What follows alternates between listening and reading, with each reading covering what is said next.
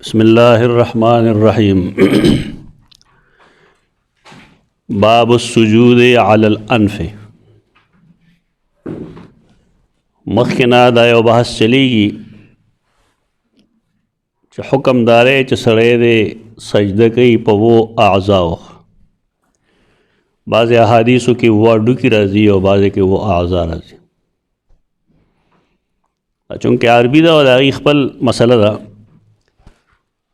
दे वजना पदे दा एतराज़ न राजी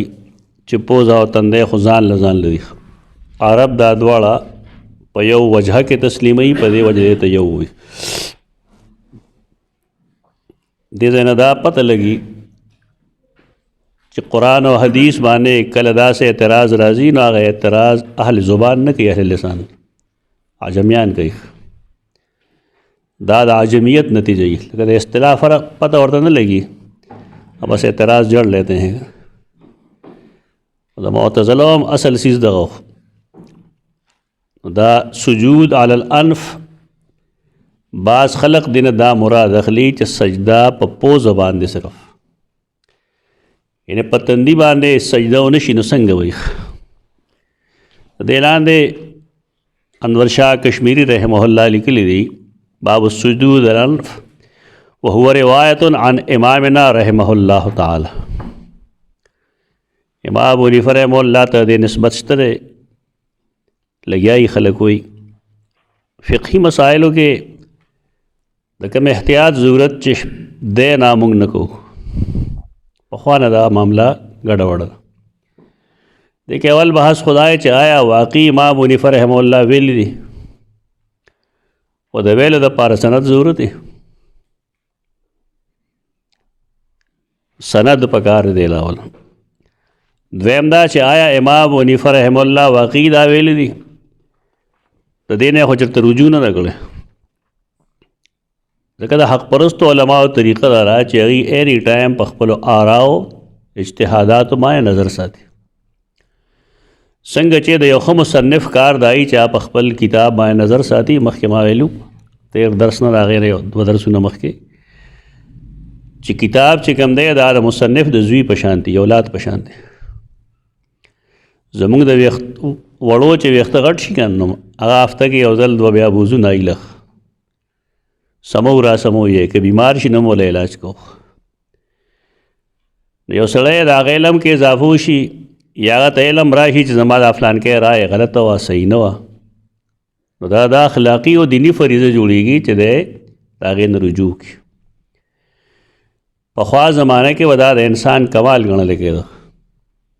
और दे ज़माने की चसोकदाओ कि ना तो जाहिल हुए वो गलती हो बस शे होगा नहीं शेवा लेकिन उसूल दारी और ख़बर अमदारा चिकला पाए माने सोक अमल कई नदाई बस हैसियत और कार द गुनाई बिलफ़र्ज़ नबिया यो सड़े च द खैर बुनियाद की दी और सुमर खलक पागे वाने अमल की ना अल्लाह गलदागी पर खैर के बरखवर की कुछ द शर बुनियादी यखी ब्या ज़मुंग द ज़माने द उलमा तरीक़ादार चेगी वही द जुवंदी आलिम किताब बना खले ख़ास कर माँ यारी द बना खले अब मर्ग नरुस्त वे प्या किताब अखलो दीदे पैसे डेरे खोखी का ना इदा इलम सर ताल्लुक़ निश्ता दा कम सड़े जरा पैसों पैसों खबर ही गई का ना अरे गुरबत द वजह न गई वना द मोबाइल तो गोरा गले तो गोरा कोर तो गोरा दा से खबरी बानी कम सड़े चागा इलम दोस्ती ना पैसों तो न गोरे तो दा से डेर शे उलमाए किराम दी चागी खपल आखिरी उम्र के दबाज आराव न रुजू करे हाफिज़ इब्न तैमिया रहमहुल्लाह दाग रुजुआत दो जल्द के चाप शुई दी दारेंगे इमाम अबू हनीफ़ा रहमहुल्लाह रुजू द कम को मसलो ना करे दा पैवानिम किताबों में लिखी शुई तो दे लिखी दा निस्बत खवेशक अगर तश्तरे व नक़ल शामियो अर्रुजूअ मिन अन्हा इब्न आबिदीन शामी रहमहुल्लाह खपल किताब के द इमाम अबू हनीफ़ा रहमहुल्लाह रुजू लिखले दा देख मसले न ये नागा पप्पो ज़बान दे د سجدې د اکتفا کولو قائل نه دی. دا چې نن چاته ووایه نه بس خو چونکې متن کې چې څه لیکلي ده هغه معلوم دي. دې باندې د یو لوی تحقیق ضرورت دی او دا کولی شي هغه خلک چې د هغې په فقه پوره نظر وي. لکه امام ابو حنیفه رحمه الله ماشوم خو نه دی که نه، د هغه مخې ته که احادیث نو یا اثار د صحابه کرامو نه وو هغه اجتهاد څنګه کو؟ نو اجتهاد کې خدا ښکاره خبره ده چې کله سړی مخطئ وي او کله مصیب وي. که خطا شو هم یو اجر ملاویږي او که خطا نشي صحیح ځای ته ورسي نو بیا دوه اجره ملاویږي. دا خبرې نشته بګې د پوهېدو یا د نه پوهېدو، خو کله کله اجتهاد کې واقعي انسان خطا شي او چې کله خطا شي دې وجې نه هغه ډېر څیزونو رجوعات کړي. لکه ابتدا کې هغه په موضوع د مسم نو قایل، لیکن د هغه د وفات نه مخکې هغه رجوع کړی. کشف الاسرار یو کتاب دی د اصول بزدوي شرح د 4 جلد کې او په هغې کې هغه شپږ اته مسایل داسې لیکلي دي چې د هغې نه امام ابو حنیفه رحمه الله رجوع کړې ده، صراحتا هغه لیکلي. نو امام خلک بدناموي نه دې علاقه کې خدا مسله چې بس هغه ته نسبت وشي بس ټیک ده امنا وصدقنا، ځکه دلیل یې څه دی؟ یعنی کم سند باندې تا دا ملو شوی دا خبر. نو کم سے کم که دا کتابونه یې کتی دا محدثینو دا نوم پته به ورته لګېدی دی به تیاره کې نه وي. هو روایت عن امامنا رحمه الله ونقل الشامی الرجوع عنها فلا یجزئ الاقتصار علیه الا من عذر. یعنی اکتفا په سجده کې صرف په پوزه باندې دا جایز نه ده. امام ابو حنیفه د نور ملګری دی، چېرته د هغه څه قول به وي داسې پخوانی، خو دا خو د امام شافعي خو هره مسله کې یو قول قدیم یو بل قول جدید. دا دې زمانه کې جهل دی چې یو سړی د یو څیز نه رجوع کي او بل خپلی هغه بیا ورته لوی مصیبت ښکاري. پرون مونږ د سارے مال یو حدیث مونږ وایو، هغې کې د سحر د مونځ ابتدا کم ځای نه وشي او انتها کم ځای نه وشي. لیکن ما د امام طحاوي د کتاب ذکر کړو، هغه عبارت میں پیش کړو. اوس امام طحاوي خو زوړ شافعي دی که شافعي المسلک دی. نو که یو سړی دلیل په بنیاد باندې یو مسلک پرېږدي او بل مسلک ته لړ شي، عالم ځي، همي خو نه پوهېږي، همي خو به د چا مقلد وي، خو آیا یو عالم ته دا اجازت شته دی؟ نو که خلک وایي چې دا کفر دی نو بیا خو امام طحاوي ته څه وایي؟ هغه ټول شافعي مسلک پرېښی دی او نن هغه وکیل احناف دی. خو دا تنګ نظري ذهن نه لرې کوي. یو سړی دی هغه مطمئن دی په دغه څیز باندې، عالم دی، عامي سړی نه یادو، عالم دی پوهېږي په خبره باندې، فرق نه غورځېږي. السجود علی الانف، دلته کې د ده هم مراد صرف سجده په پوزه نه ده مراد چې صرف دکه حدیث شو بیا پته به ولګي. حدثنا معلا ابن اسد، معلا بن اسد د امام بخاری استاد 218 هجری کې وفات شوی. هغه یې موږ ته حدیث بیان کړی وهیب، دا وهیب بن خالد دی، وهیب بن خالد بن عجلان باهلی 165 هجری کی وفات شوی. عن عبداللہ وهیب بن خالد عن عبداللہ بن طاووس، عبداللہ بن طاووس بن کیسان خولانی دا غزوه دی 132 هجری کی مړ. عن ابیه دا غد پلار نه، نو پلار یې څوک دی؟ طاووس شکن. طاووس او طاووس کې تیر درس کې ما پوهې کړی وی چې دا اصل کې فارسی لفظ دی طاووس، لیکن دو نه دی، یو واو دی طاووس. لیکن چې کله عرب دا وایي نو چونکې دا فارسی لفظ دی نو چې هلته هغې اړولی نو هغې طاووس وایي. او چې کله څوک طاووس ونه لیکي نو عالمان په اعتراض کوي چې دې کې دوه اوونه دي، دوه پکې نه دي، دې کې بنیادي طور یو واو دی. عربی کې دواړه چلیږي، تاوس هم چلیږي او تاووس هم چلیږي. دا غلط نه دی، تاوس هم صحیح دی او تاووس هم صحیح دی. عن ابن عباس رضی اللہ عنہما 67 ہجری کی سیدنا ابن عباس رضی اللہ عنہما وفات شوی دی. حدیث مخکې ویلی تاسو قال النبی صلی اللہ علیہ وسلم امرت ان اسجد علی 7 اعظم، ما ته حکم کړی شوی دی چې زه دې سجده کومه په 2 اډوکو باندې. علی الجبهة، جبهه پکې مخکې ذکر کړه، جبهه باندې تندې. واشار بیده علی انفه، او د هغې سره اشاره خپلې پوزې ته وکړه. ترکیب ته وګوره، دا دواړه یو عضو دی. عضو ورته مه وایه، عضو نه دی، دا عضو دی، لکه جز. وضو جدا سیز دی او عضو او جز جدا سیز دی.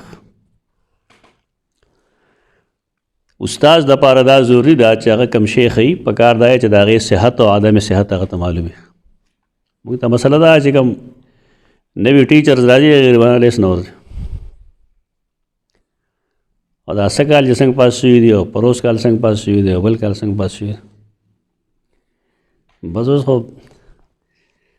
تیارې زمونږ مقدر دی، ځکه چې استاد نالایقه شي نو ستا ټول قوم نالایقه شو. تعالی هر څه د استاد درکوي، ستا علما هم نالایقه،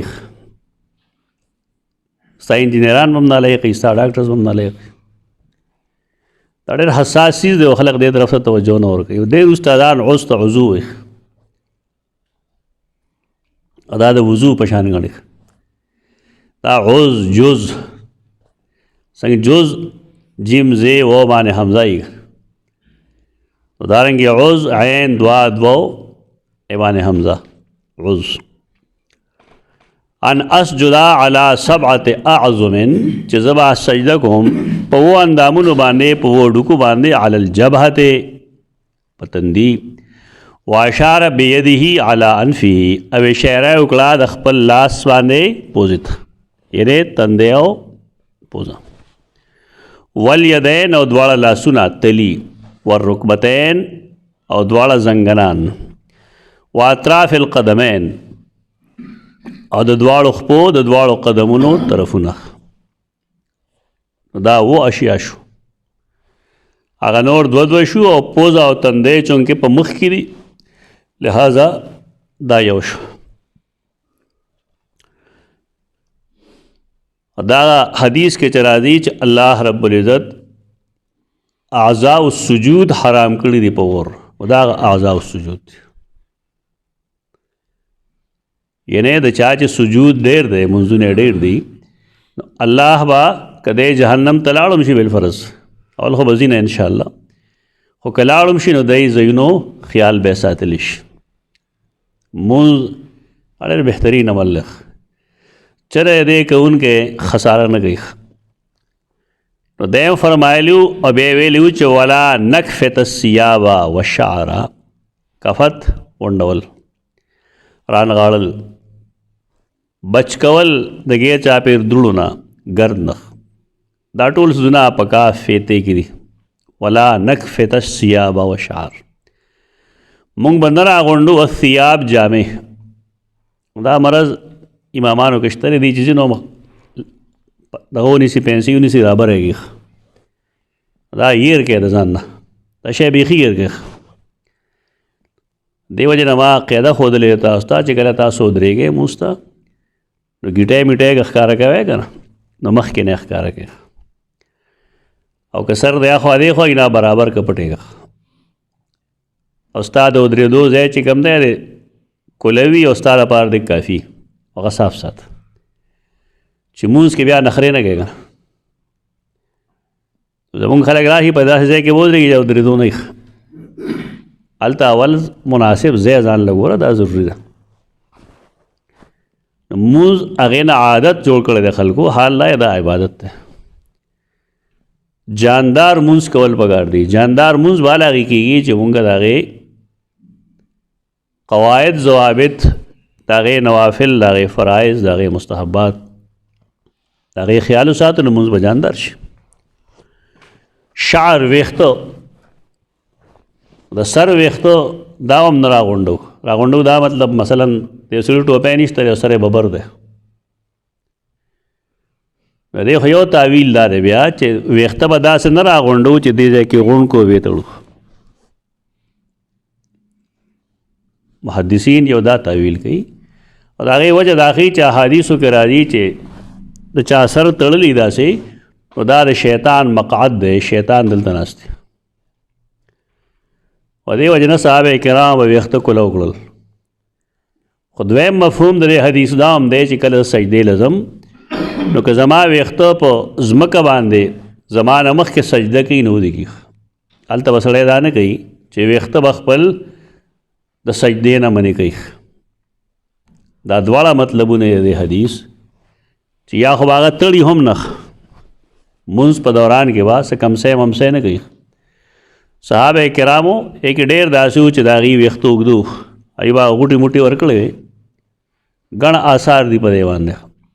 په دې وجه کله به هغې ودرېدل نو هغه خپلې کمسۍ چې وی به کوله وکړه.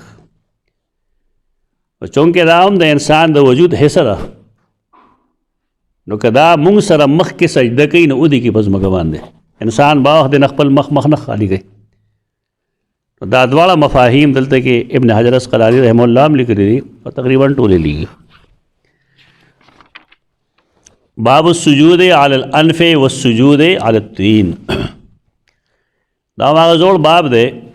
خو علی الانف سره د هغې دپاره استدلال چې کوي د دم دا مسلک نه چې یوازې پوزه کافي ده، بلکې بعضې خلک خدا وایي چې چونکې دا د امام ابو حنیفه رحمه الله رایې وه نو دې وجې نه چې د پوزې نه بغیر هم مونځ کېږي، د پوزې د سجدې نه بغیر هم مونځ کېږي. نو دا امام بخاري د هغه جواب کې ویلي دي د توک ګزارونه کوئ، دې ته د توک ګزار وایي. علما یې د یو بل دشمنان کړي. امام ابو حنیفه نه رجوع ثابت دی دې څیز. داسې ګڼ څیزونه چې په هغې باندې د یو سړي قول یو وختي فتوی. مثلا یو سړی دی هغه مسلمان شو، غیر مسلم دی، انګریز دی، ژبه عربي نه ده، مسلمان شو نو د اسلام په اعمالو کې لومبنی څیز په ده کوم فرض دی؟ صلات، مونځ. دی مونځ څنګه کوي؟ نو امام ابو حنیفه رحمه الله رایې دا وه چې دله د مونځ ترجمه ولیکئ. مونځ دې کوي، مونځ دې کوي، هغه خپله ترجمه دې دی لولي دې لپاره چې دغه فریضې سره دې عادت شي او دې سره سره دته قرآن هم وښیه، شروع کړه ورته. نو ستا په خیال چې یو سړي 40 کاله او 50 کاله په خپله ژبه کې تېر کړي، عربی خوا کې هغه نه تېر شوی، نو ته اوس امام ابو حنیفه پورې خان دی چې دا وګوره په فارسۍ کې د مونځ د کولو قایل دی. تاسو ته هم پته نه چې دا هغه څه ویلو، تاسو یې سر ماته وایه چې صحیح وایي که نه، صحیح کوم ځای وایي. دا ته چې په کوم رنګ کې پیش کړې دا غلطه ده، دا نه وه خبره هغه د هغه چا لپاره وه چې هغه نو مسلم دی، نوی مسلمان دی او ژبه د هغه عربي ده نه، دومره زر خو سورې فاتحه نه زده کېږي. د جماعت کې یو مشر راونیسه، مسلمان مشر راونیسه، هغه ته بابا مونځ راته وروه، نو تا ته پته ولګېږي چې هغه له سورې فاتحه څنګه ورځي، نه ورځي وله. د دغې نه هم هغه بیا رجوع کړې ده. دا یو وختي فتوا او فتوې خو بې شمېر راځي. د فتوې څه سبب وي، هغه سبب چې کله ختم شي بیا فتوا از خود بې عمله شي، د هغې هغه مسله ختم شي. و دشمني هغه سره ډېره ده، بس خلکو مخه کړی. دا مناسب خبرې نه دي، دا غلطې خبرې د علماو په منځ کې دا قسم خبرې راځي، د دلیل په بنا باندې راځي. تاسو سره که د مولانا تانوی رحمه الله امداد الفتاوی او د مفتی کفایت الله رحمه الله کفایت المفتی در سره، نو نکاح علی الاجرت لاندې هغه وګورئ بیا چې که یو سړی نکاح پړاوی او په هغې اجرت اخلي، دا جایز دي که ناجایز دي؟ د دواړو منځ کې خط و کتابت هم وګورئ، یو بل یې داسې رابغول دی. هغه علما یې وي اختلاف وي. د یو بنیاد دا دی چې ګوره په دې باندې اجرت جایز دی، ځکه چې دا د دین په بنیادي څیزونو کې دی. سړی په نکاح باندې اجرت واخلي دا حرام نه دی. د هغې وجه دا چې که ته دا د امامت مسلمانانو لرې کې نکاح نو بیا د مسلمان او د غیر مسلم فرق نه پاتې کېږي. د هغې اختلافاتو نه خلک علمي اختلاف نه خلک ذاتي اختلاف جوړ کړي. علمیه دغه ده که سړی په دې پوه شي چې دا اختلاف د دې دلیل په بنا دی بس دی ټیک ده ته پې څه کوې. دا د امام ابو حنیفه رحمه الله یا د محدثینو منځ کې کوم اختلاف چې دی دا فقهي دا علمي اختلاف دی. او ما مخکې څو ځله ویلي دي دې علاقو کې چې کوم خلک امام بخاري سره دشمني کوي صرف په دې بنیاد کوي چې چونکې امام بخاري شافعي المسلک دی او چې کوم حدیث هغه جمع او تدوین کوي هغه بالکل خالص داسي چې د امام شافعي رحمه الله د مسلک تایید کوي. او دلته کې دی خو د امام ابو حنیفه رحمه الله بس هغه اختلاف دی او هغه دغه کتاب پورې مجیباجي منخرې کوي. خلکو مخکې وایي چې اصح الکتب بعد کتاب الله الواری الصحیح البخاري او چې کله بیا اختلاف راشي نو بیا امام بخاري ته خپله میکړي. ډېر ناروا سلوک دی دې طرف ته نه یتلل پکار. احادیث چې کوم دی دا د نبی کریم صلی الله علیه وسلم فرامین دي پرې ځان پوهول پکار دي د هغې مطابق عمل کول پکار دی. او دلته کې دا علی الانف خلک وي دې لپاره ویلی دی خلک وایي نو اوس آیا امام بخاري چېرته ویلي داسې باب السجود علی الانف والسجود علی الطین. سجود علی الطین کې د امام بخاري مطلب دا دی چې رسول الله صلی الله علیه وسلم خپله پوزه په خټه کې ږدي. دا څه دپاره ږدي که دا فرض نه وی نو رسول الله صلی الله علیه وسلم به په سجده کې په خټه کې پوزه نه کېښوده. هغه رایه کمزورې ده چې څوک دا وایي چې دا پوزه چې کوم دی ضروري نه ده غلطه رایه ده. حدثنا موسیٰ دا موسیٰ بن اسماعیل دی 313 ہجری کی وفات دی. هغه یې موږ ته حدیث بیان کړو حمام بن یحییٰ بن دینار 163 ہجری کی وفات شوی. عن یحییٰ بن ابی کثیر 129 ہجری کی وفات دی. عن ابی سلمہ ابو سلمہ بن عبد الرحمن بن عوف دا صحابی نسل کے نو سے 93 ہجری کی وفات تے. اغوی انطلقت الى ابی سعید الخدری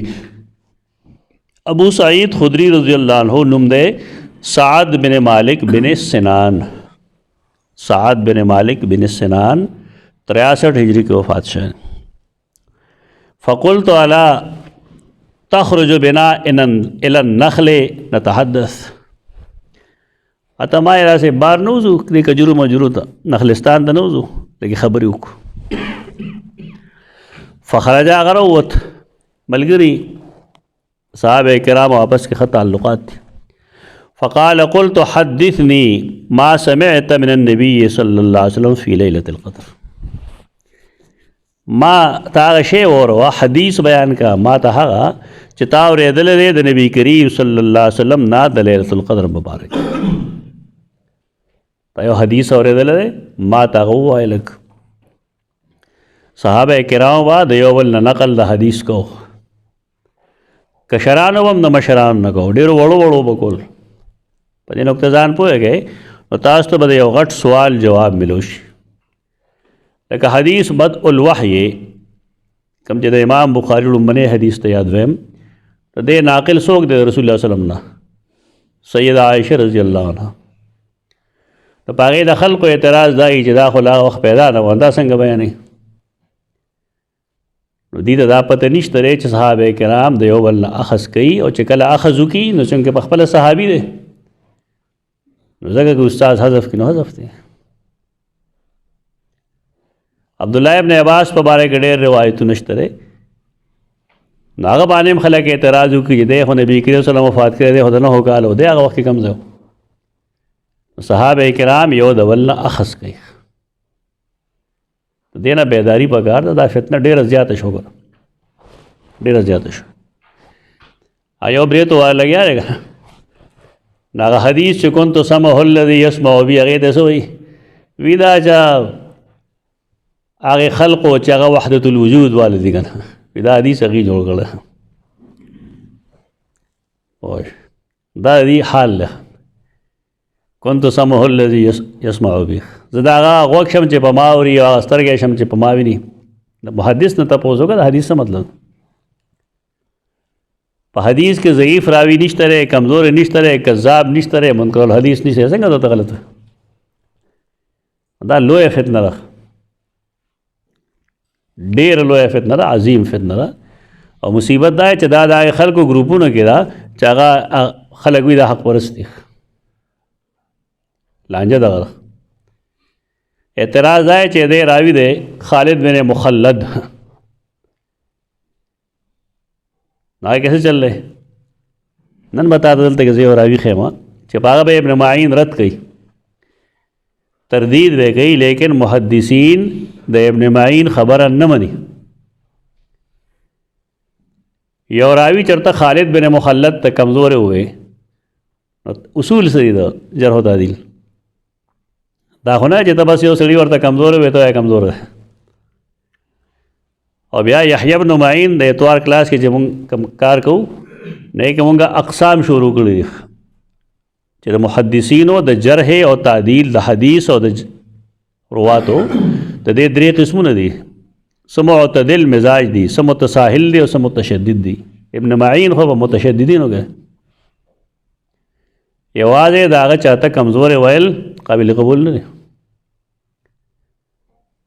دا نه یحیی بن معین لوی سړی دی لیکن اصول چې هغې کوم وضع کړي د هغې اتباع وکړئ یحیی بن خالد بن مخلد چې کوم دی هغه ته ګڼو خلکو ثقه ویلی دي کری ورته ویل دي نو که یو کس هغه ته ضعیف وی نو ضعف خو جرح دا خو مفسر نه ده څنګه ضعیف دی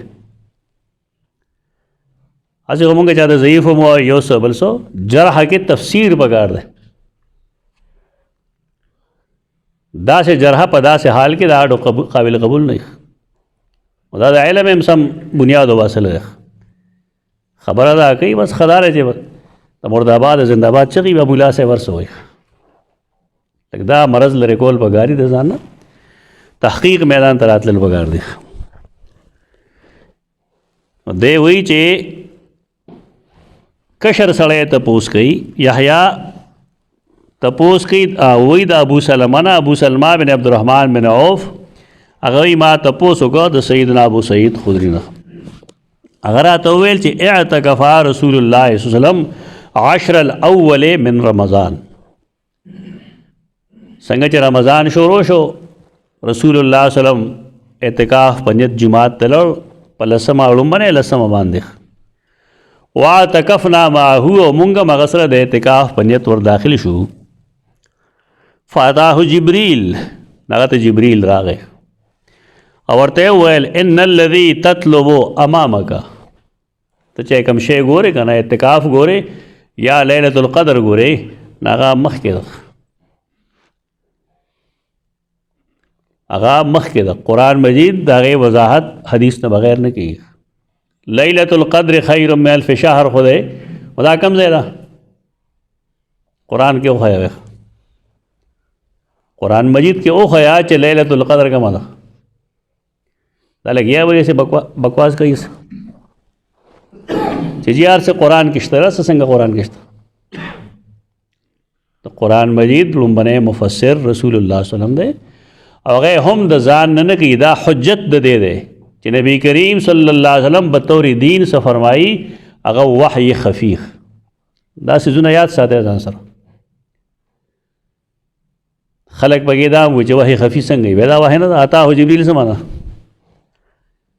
او دا خبره چې ورته هغې چې کوم شی ته طلب کوې امامک استانه مخکې دی دا هغه د خپل سمې باندې وایي زمونږ علماو ته دا نه یاده چې به شپ شپ کوي دا ورته وښایه چې بھائی دا حدیث وحی خفي ده ویلې نه اصل کې غریبانو منډې ویلې که نه بس دوړ دی دوړی حدیث صحیح انداز باندې ووایه چې خبره جوړه شي فاتاه جبریل فقال ان الذي تطلب امامك قام النبي صلى الله عليه وسلم فاتاه جبريل قال ان الذي تطلب امامك فاتك فالعشر الاوسط را پاسید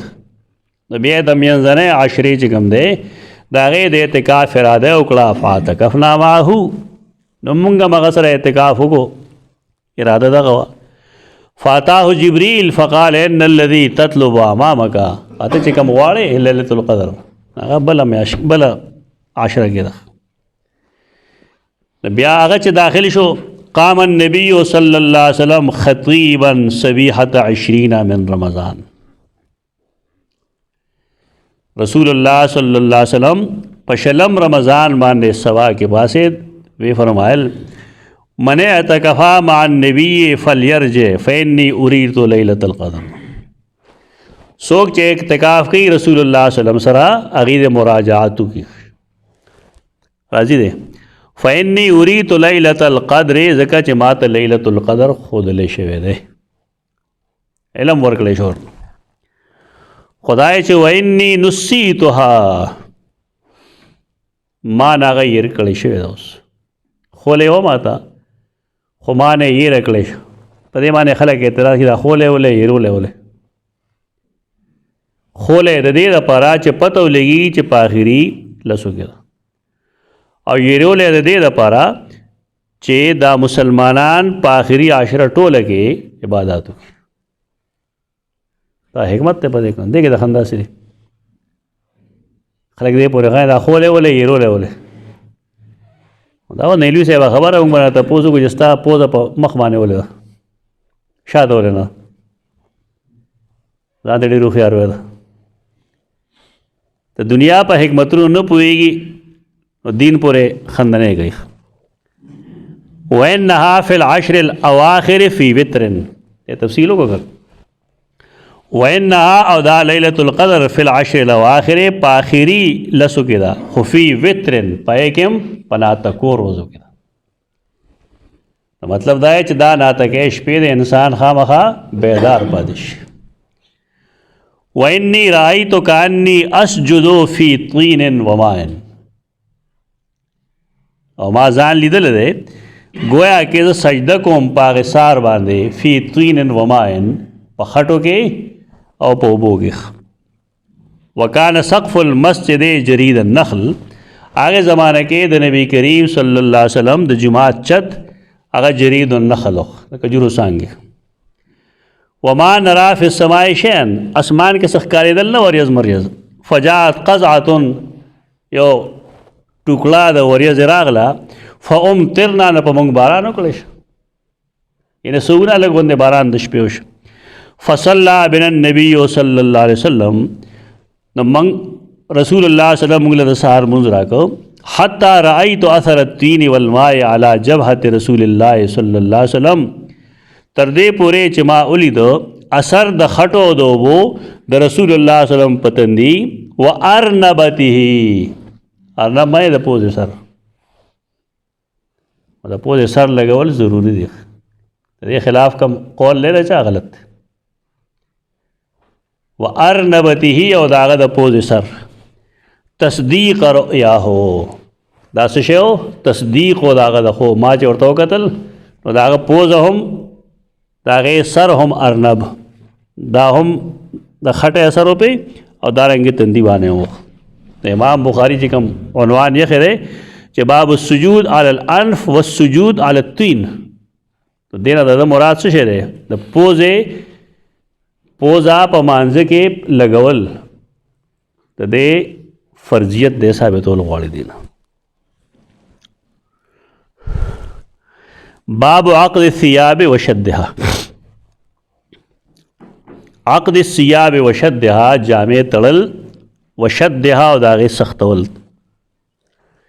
جامع به نه تړې را تړې ځان سره اصل دا د عربو یو دوه طریقې وي یو عالم دی هغه چې کوم علاقه دی تور بشتي وي هغه ته تور بشتي د هغه کتاب دی المیسر مصابیح السنة چې کوم کتاب دی امام بغوی جمع کړی دی مصابیح السنة او د هغې شرح ده المیسر او مصابیح السنة اصل دی د مشکات المصابیح په دې وجه کم کسان چې هغه مشکات المصابیح پڑھاوي هغوی له پکار دي چې یوازې په مرقات باندې یا په مرعات باندې یا په طویبي الکاشف باندې د اکتفا نه کوي. الميسر د خامخا ګور د الميسر نه د هغه عالم چا چې کتاب لیکلی دی د معارف القرآن کاندلوي مولانا ادریس کاندلوي داغه کتاب دی مشکات المصابیح باندې دا بالکل لفظ بلفظ الميسر دی د دې نسخه هغه ته ملو شوی و مخطوط هغه زمانه کې هغې چاپ کړی وه خپل څه اضافې وې پکې خو د هغه د مشکات درس په دې وجه مشهور و چې هغه ټول توربشتي و چې توربشتي اوس چاپ شوی مونږ ټیلی کې یو بل سره ما ته معلومات په دې دي چې چونکې معاشر المصابیح د قاضي بیضاوي باندې زما پی ایچ ډي ده د هغې دپاره ما دا ټول سورسز پیدا کړو الميسر ما دغه وجه نه اخیستی و کتلی م ما ټول هغه وي د عربو دوه رواجونه و یو رواج دا و چې به کله کله کو عقد د لباس او کله کله به کو صدل د لباس دا یو مستقل بحث دی په صدل هم خلک جنګونه کېږي سوسی به زوړندی نه که نه دا چې حدیث څوک وي نو بیا په دې څیزونو پوه شي چې دا مونږ څه مصیبت کې اخته یو د څیز مطلب څه یو دي ته څه اخلي عقد او صدل دا دوه جدا جدا څیزونه دي صدل مکروه دی که چا واقعي دوره حدیث کړي او سنن ترمذی لستی نو سنن ترمذی کې لومبني جل کې د صدل تعریف ده خو وایي خو څوک نه دی ګپ لګوي تشې منډې تللی وي دوی به وایي چې ما کتل چې عرب به ګرځېدل کله دوی به عقد کو عقد څه ته وایي عقد دې ته وایي چې چونکې دی خو صادرونه و دوی به یو پټه غوندې کتلې وه ځان له غوټې موټې چې به یې دلته کې هغه څادر له ورکړې د پاسه یې پې هغه فټ کړه څادر به په هغې اوږدو د خپلو خپو د ښکاره کولو دپاره به دي دلته کې وتړو دی د ملا په دې منځ کې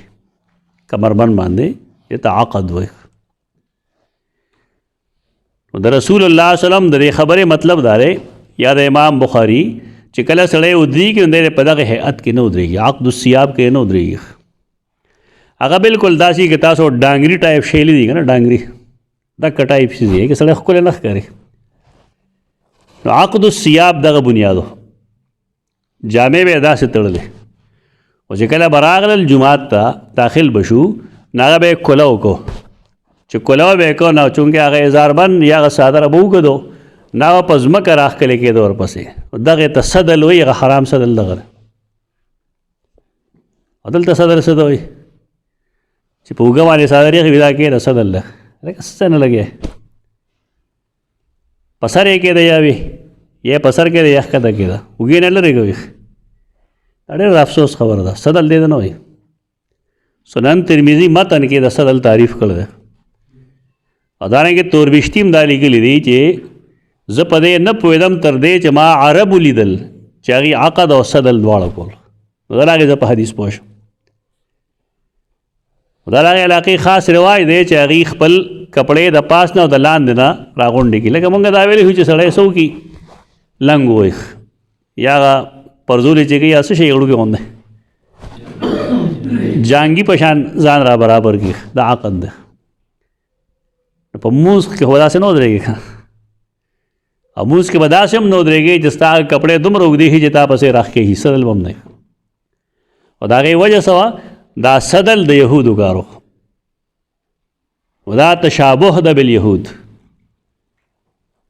نو څه مطلب دی چې په مونځ کې به ته د یهودو مشابهت نه کوې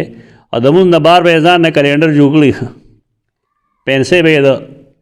پوندره لاندې ټول کلینډران دي بوډاګانو ګورې کلینډر په شان جامې اغوندي چې کله دا د یهودو عمل شو نو په کار دا چې مسلمانان ځان د دې نه وساتي د مونځ د بهر هم او مونځ کې دننه بابو عقد الثياب وشدها ومن ضم الیه ثوبه اذا خاف ان تنکشف عورته دا یو مسله ده چې یو سړی دی د هغه یو لباس دی یو څادر دی ورسره هغه مړوکی دی او دی سجدې له ځي نو دی به څه کوي دی د لباس خپل ځان پسې راغونډ کړي ولې د دې دپاره چې شاته د اعضای مخصوصه خلکو ته نه ښکاري او د عذر مقام دی دا خو مونږ وایو زمونږ د لاسو دپاره جدا لباس وي او د خپو دپاره جدا وي که نه سر دپاره جدا وي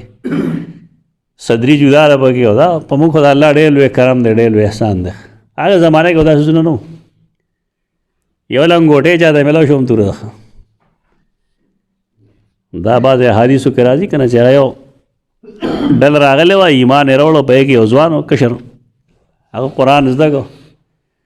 رسول الله صلی الله علیه وسلم هغې ته وفرمایل چې دی به تاسو لمونځ درکوي دا غریب چې بس سجدې لړ ثلاثي مجرد بیا ښکارېدل دا د هغې زمانې خبره ده نبی کریم صلی الله علیه وسلم پر یې تنقید نه دی کړی نو ته بس چې حجت دی دا نیمګړې خبره مه کوې خلکو ته چا خبر خوشي که نه او خبر شوی نه دی تر دې چې یو زنانه دې طرفه توجه مبذول کړه چې د خپل امام دا کډه ګوډه خو موږ نه پټه کېږه نو کله په هغې زمانه کې یو شی شوی د نبي کریم وسلم په زمانه کې وی شوي لیکن هلته چې اطلاع نه شوی سره دوکې دا نیمګړې خبرې خلک نه زده کوي پوره خبرې زده کوي چې دا معلومه وي چې او رسول الله صلی وسلم د دې نه خبر شو هغه تردید ونه کړه الله یې مونږ وایو دا زموږ دین دی حدثنا محمد بن کثیر دا محمد بن کثیر چې کوم دی دته وایي ابو الولید محمد بن کثیر العبدی البصری امام بخاری ادنا تقریباً 65 روایتونه نقل کړي تقریباً لګ وګ نه پوهېږم چې ابن حجر اسقلانی رحمه الله یا خو د هغه د عادت کې څه پاتې شوی دی هغه لیکي چې 3 احادیث یې نقل کړي چې دا خطا کم ځای شوی ده ارشاد الساری کې هغه لیکلي دي چې دله 3 حدیث نقل دي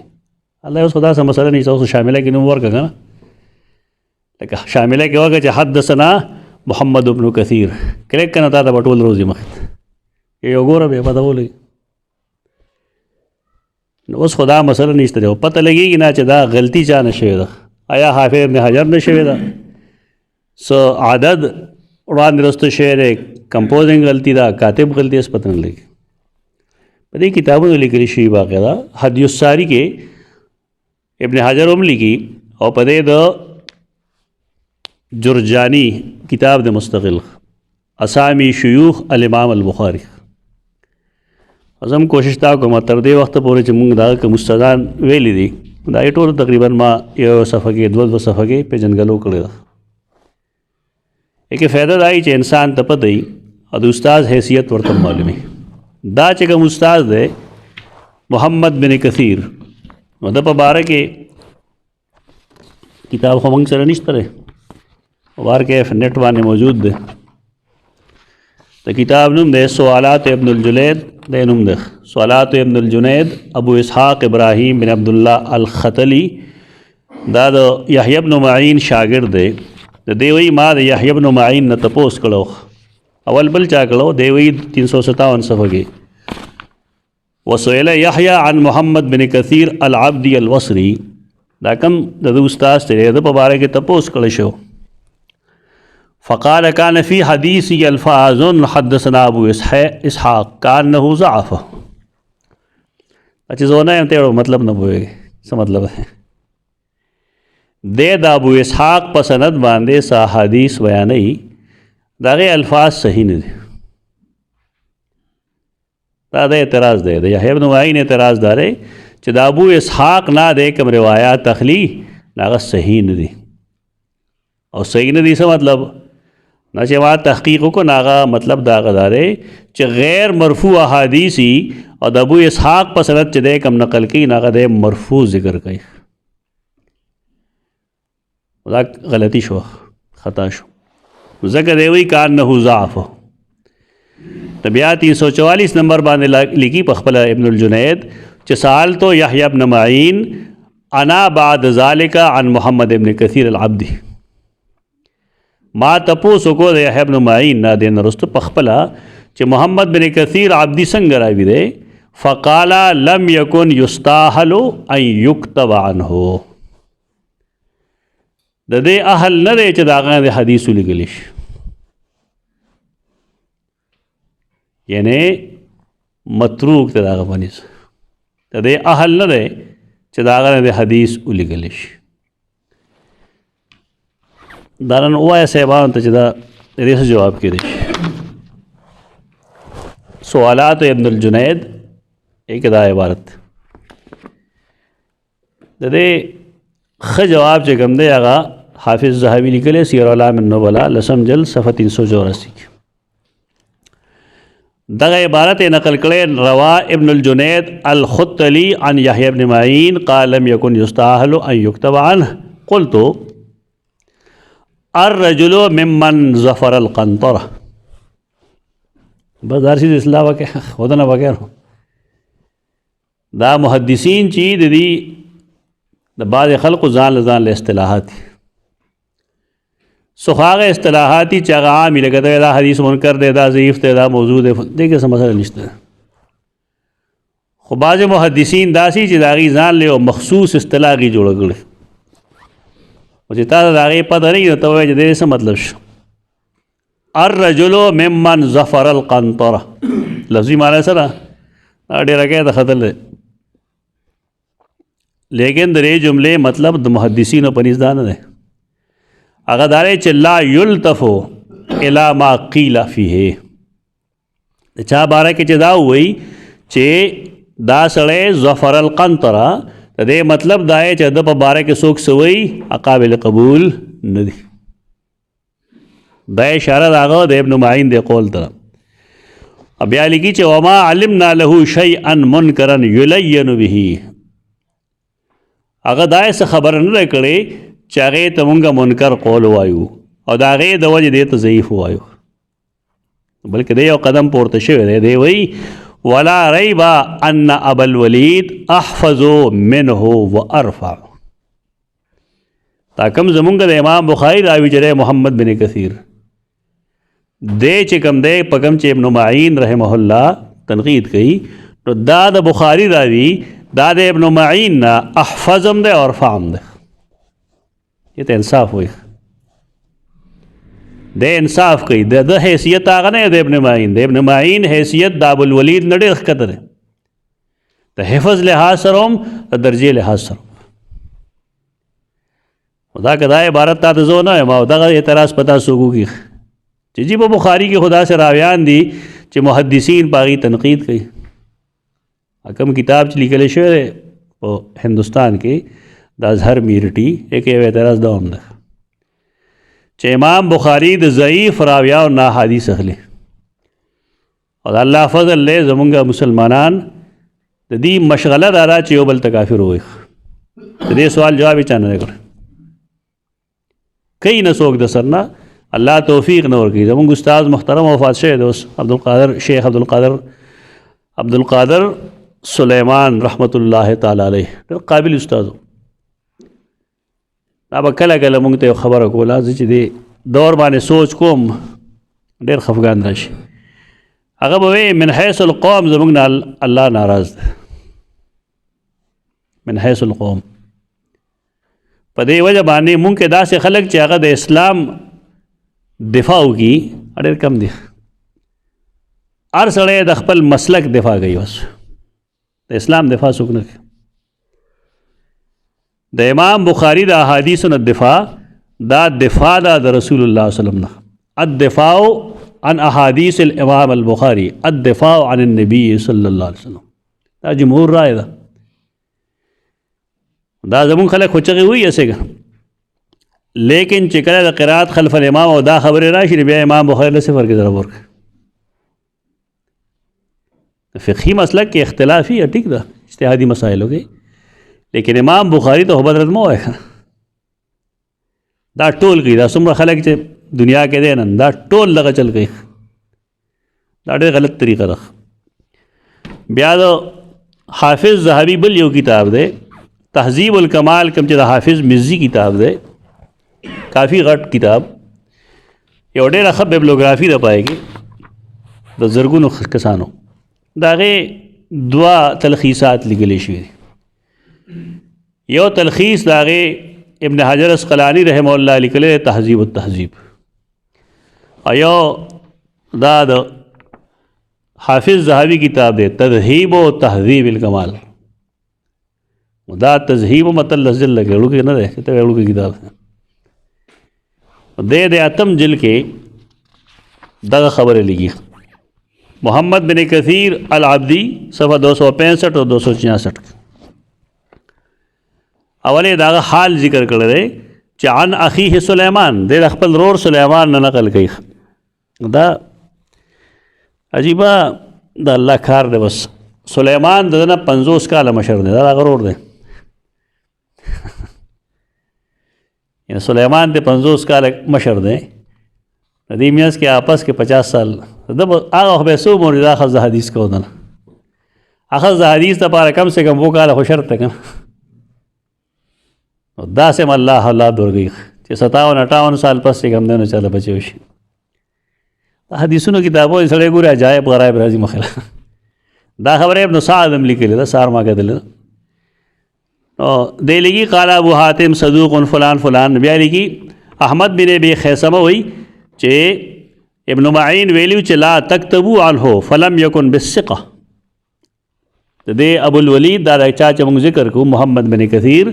دنه لیکل مکه ځکه دا ثقه نو دا ابن معین ویلی دی قلتو دی اوس دا غي جواب کوي چې نه قول ابن معین لا تكتبوا عنه وليس بثقه انما قاله في محمد بن كثير الفهري دا خبر هغه د محمد بن کثیر باره کې نه ده کړې کوم چې زمونږ ابو الولید دی بلکې دا د کړې دا د محمد بن کثیر الفهري په باره کې اصل کې ضعیف سړی ده غره دا ناقل چې کوم دی د خطا شوی دی محمد بن کثیر الفهري نزیل بغداد وهو شامی بیا د هغې وجې نور هم ښودلي چې دکې دا چل دی دا چل دی دا چل دی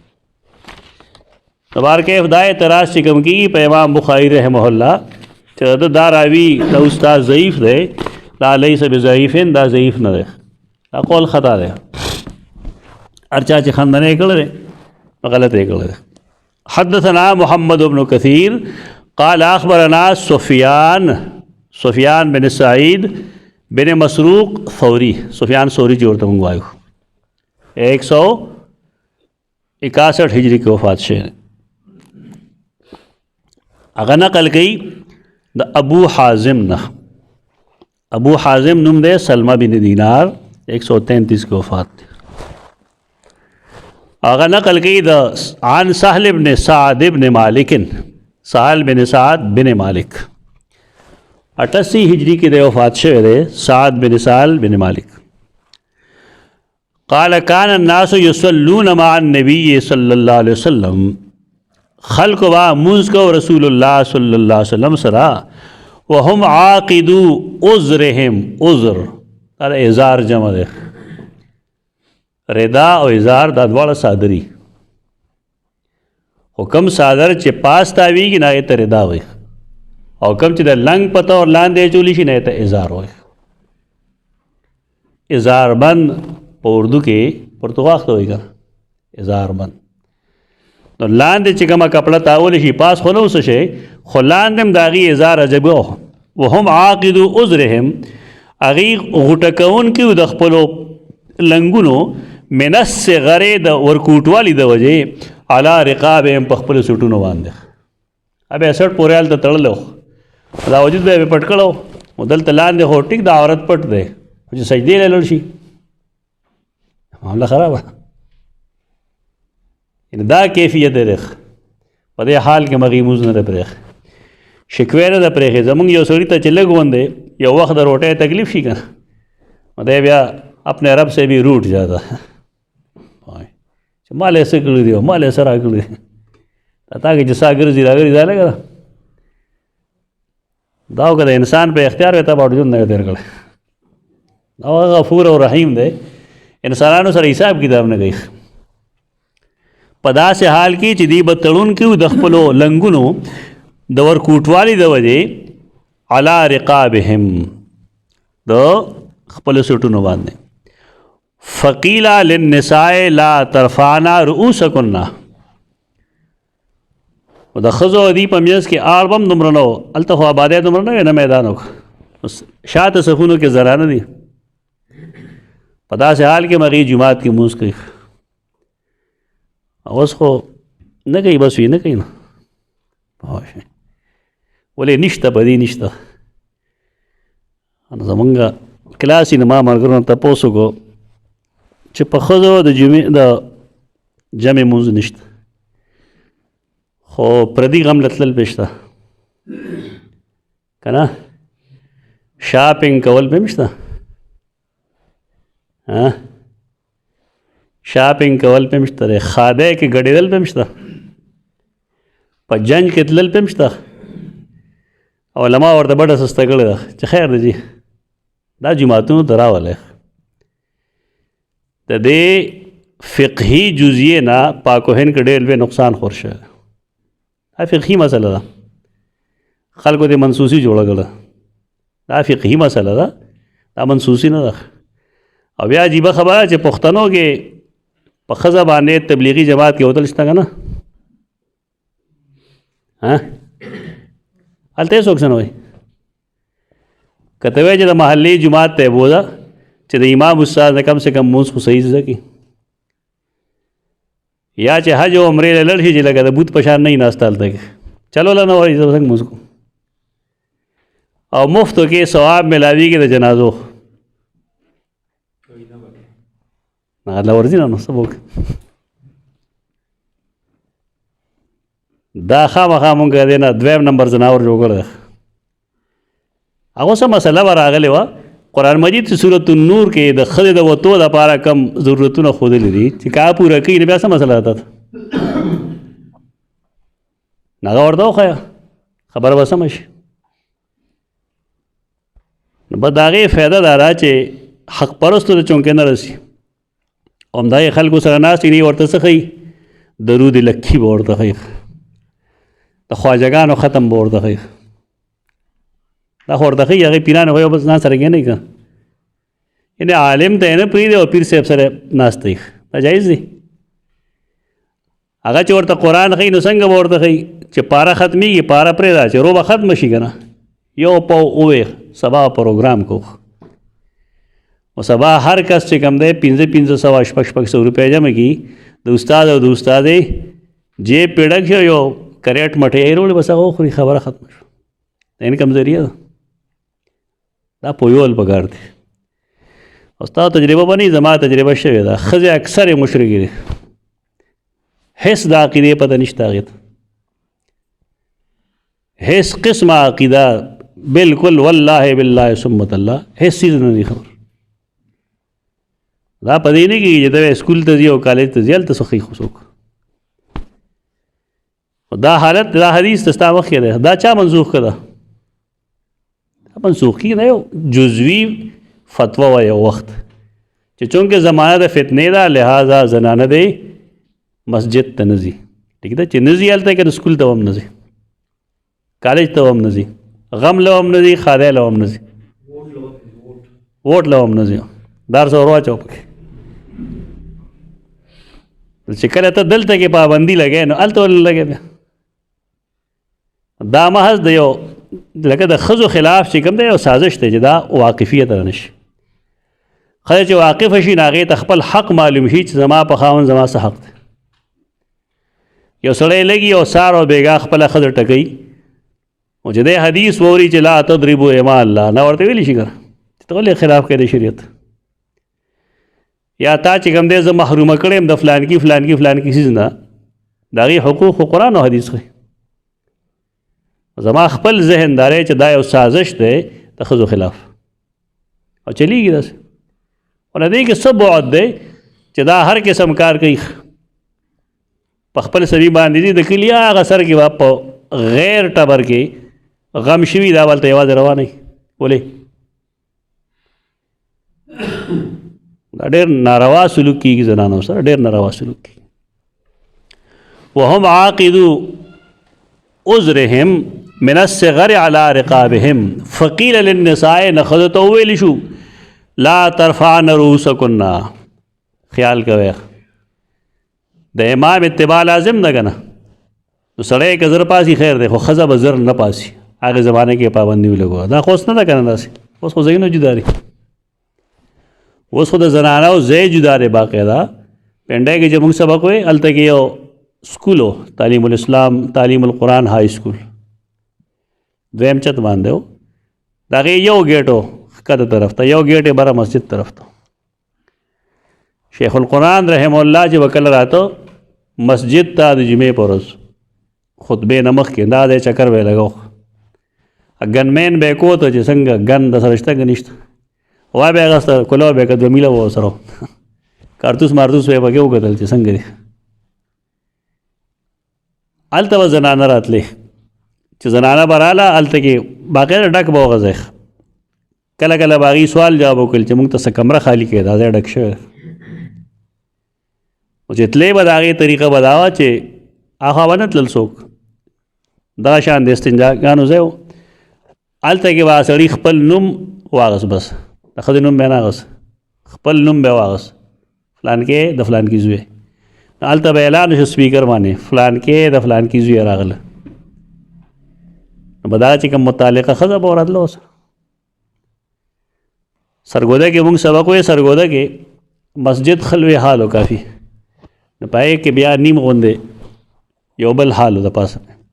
अगर हाल बे इस्तेमाल है तो स्टूडेंट्स पार अब बारह टोल हाल बद जनाना उड़को तफरी वसंगो शोर नेलवी रहमहुल्लाह बदे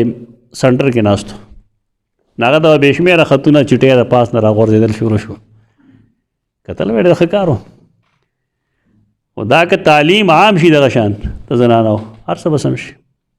दिया आम कई खुसरा पारा फ़ज़ाइल बयान द पारा चेलम वगैरह निश द ख़त्मुन द बयान द पारा द ज़िक्रुन द बयान द पारा द चौक द बयान द पारा यानी इलम लना दे मौका तलाश कोल बगार दी खद तो वेलिशु ला तरफ़ान रूसकुन्ना तासो वखपल सुरन न पोर्ता करे हत्ता यस्तवी अर्रिजालु जुलूसन तरदे पूरे च नारीना पुरकी निख दे दन से साबित है आक़द सियाब व शद्दहा चिक सादर उड़ुकी न खैर दे तड़ले शेख कना उड़ुके नहीं न सादर मतड़ा और ब्याद आगे सदल बम न के इमाम तिरमिज़ी उम्दा शान हदीस नकल करे आगे के ब्याद सदल तनकीद करे सदल बना गया ब्या उदा असल के ये उसी जो